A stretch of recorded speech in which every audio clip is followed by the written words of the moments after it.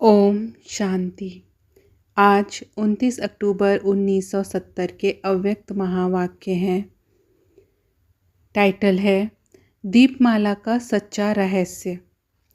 आज बाप दादा दीपमाला देख रहे हैं। यह दीपों की माला है ना। लोग दीपमाला बनाते हैं। बाप दादा दीपमाला देख रहे हैं। दीपक कौन से अच्छे लगते हैं? जो दीप अखंड और अटल होता है, जिसका घृत कभी खुटता नहीं, वही अखंड जलता है। अपने को ऐसा दीपक समझते हो? ऐसे दीपकों की यादगार माला है। अपने को माला के बीच चमकता हुआ दीपक समझते हो? ऐसे समझते हो कि हमारा यादगार आज मना रहे हैं।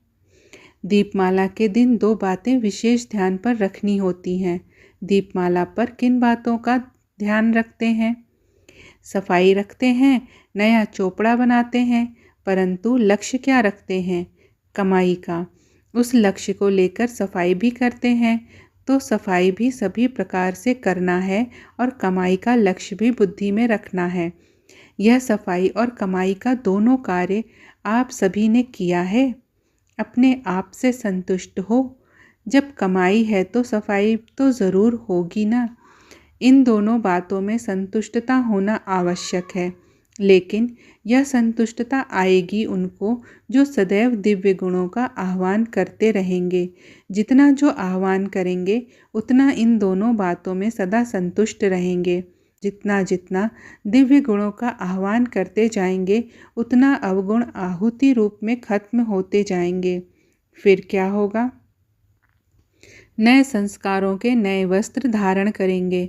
अभी आत्मा ने नए संस्कारों रूपी नए वस्त्र धारण किए हैं कि कभी कभी पुराने वस्त्रों से प्रीत होने के कारण वह भी धारण करते हैं। जब मर्जीवा बने, नया जन्म नए संस्कारों को भी धारण किया, फिर पुराने संस्कार रूपी वस्त्रों को कभी क्यों धारण कर लेते? क्या पुराने वस्त्र अति प्रिय लगते हैं? जो चीज़ बाप को प्रिय नहीं, वह बच्चों को प्रिय क्यों? आज तक जो कमज़ोरी, कमियां, निर्बलता, कोमलता रही हुई है, वह सभी पुराने खाते आज से समाप्त करना, यही दीपमाला मनाना है। यही दीपमाला मनाना है।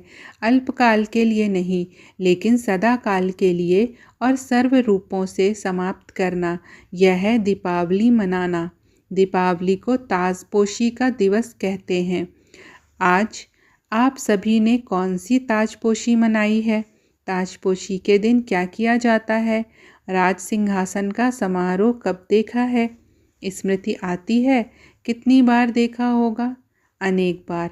दिन प्रतिदिन ऐसे अनुभव करेंगे जैसे इस जन्म में प्रत्यक्ष देखी हुई बातें स्पष्ट रूप में इमर्ज रहती हैं। वैसे भविष्य राजाई के संस्कार जो आत्मा में समाये हुए हैं, जैसे कल की देखी बात है, ऐसा अनुभव करते रहेंगे। ऐसे प्रत्यक्ष रूप में अनुभव करेंगे। इससे समझना, अब हम अपने संपूर्ण स्थिति और अपने राज्य के समीप पहुंच गए हैं। सतयुगी संस्कार सोचने व स्मृति में लाने से नहीं, लेकिन स्वतः ही और स्पष्ट रीति जीवन में आते रहेंगे। इस दुनिया में रहते हुए भी नैनों में सतयुगी नज़ारे दिखाई देंगे। ना सिर्फ इतना, लेकिन अपना भविष्य स्वरूप जो धारण करना है, वह भी आँखों के आगे बार बार स्पष्ट दिखाई देगा। बस अभी अभी यह छोड़ वह सजा सजाया चोला धारण करना है। ऐसे अनुभव करते रहेंगे। इस संगम युग पर ही सतयुगी स्वरूप का अनुभव करते रहेंगे। पुरुषार्थ और प्रारब्ध दोनों रूपों से हर एक को प्रत्यक्ष देखेंगे। तो आज दीपावली के दिन दिव्य गुणों का आह्वान करना है।